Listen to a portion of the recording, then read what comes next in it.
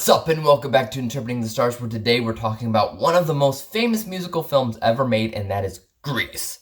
Now, I'm relatively a big fan of musicals in general. Grease is definitely a film that I've seen quite a bit of times, and I've even seen the Broadway show live, which was really awesome. It's never been my favorite musical or anything, but it is highly revered and considered to be one of the best that exists, and there are plenty of people that also believe it belongs in a treasure trove of its own. Well, we shall see about that, and let's get cracking. This review is brought to you by the word of the day, trove, a store of valuable or delightful things like Ariel's garbage heap in The Little Mermaid. Grease tells the love story of Danny and Sandy. Danny and his boys are a group of troublemakers that can't be troubled to settle down with any girl. Sandy, on the other hand, is a very sweet girl who thought Danny was something more than he was. But the real question comes down to if their love can survive or will end up in a toxic place, because it turns out they have a lot more differences than they initially thought.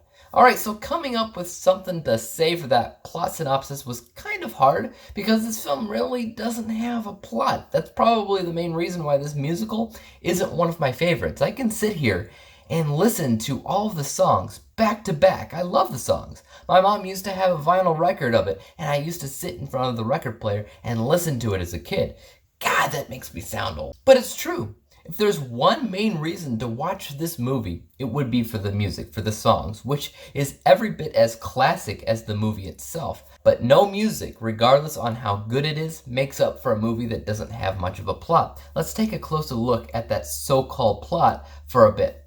The first argument is that it doesn't need much of a plot because it's a romance film. I mean, okay, sure, we all remember it for the romance. There's the poster with the two lovebirds, hopelessly devoted to you. It's arguably a romance film. However, it doesn't play out like one. Normally in romances, you have a main character who is in love with another character, and throughout the story, you have him or her taking steps to woo them.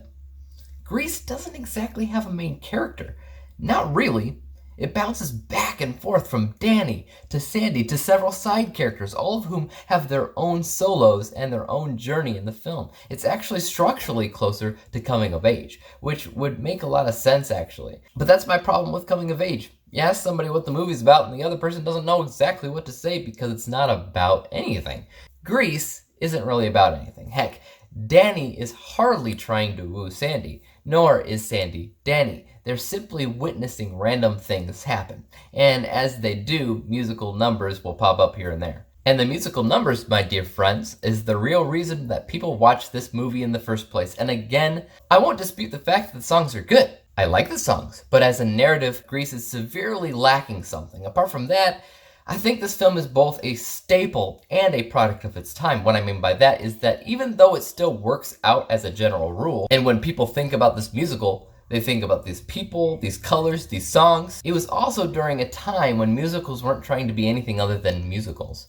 They weren't trying to have a complex story or narrative, and it was all about music. That's it. They also weren't paying attention to the casting, if we're being honest here, because half the students at this high school look middle-aged. Oh yeah, and this is neither here nor there for me, but like Olivia Newton-John is Australian? I must have seen this movie like half a dozen times or more, and I don't remember her ever having an accent. I guess that's because when she sings, she loses the accent, and when she speaks, she's speaking so quietly and so softly that you can hardly hear it. So you're not gonna really remember that detail at the end of the day, I don't think. Just a little interesting factoid for you. In general, I feel like it's a pretty safe assumption that the people who love this movie almost exclusively love it for the music. They might love it for John Travolta or Olivia Newton-John too, maybe the Pink Ladies, but they're not gonna love it for the non-existent story or honestly, the characters, because those characters also don't have a ton of individuality at the end of the day that separates them from one another. So if you like the people, you probably just like the actors. I'm just saying, from an unbiased viewpoint, I think this film barely skims by. It follows the bare minimum to get by. Like I said, there really isn't much of a narrative, which in a lot of ways is the glue to keep the film afloat. On the other hand, this is a bias-specific film. If you love the music, you'll likely love the movie. If you don't, you'll probably hate it.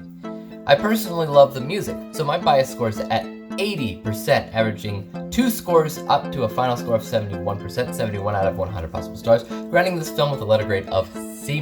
Take that as you will, and tell me your thoughts on Grease in the comments down below. Is this the best musical ever made? Is it up there, or do you think it's overhyped? Let me know. As for YouTube, you know what to do. Hit the subscribe button if you like this review, because there's more like it coming out. Hit the thumbs up button, because it always helps out my channel, and don't forget about the little bell icon, because that'll help notify you when I come up with my next review. And until then, peace out!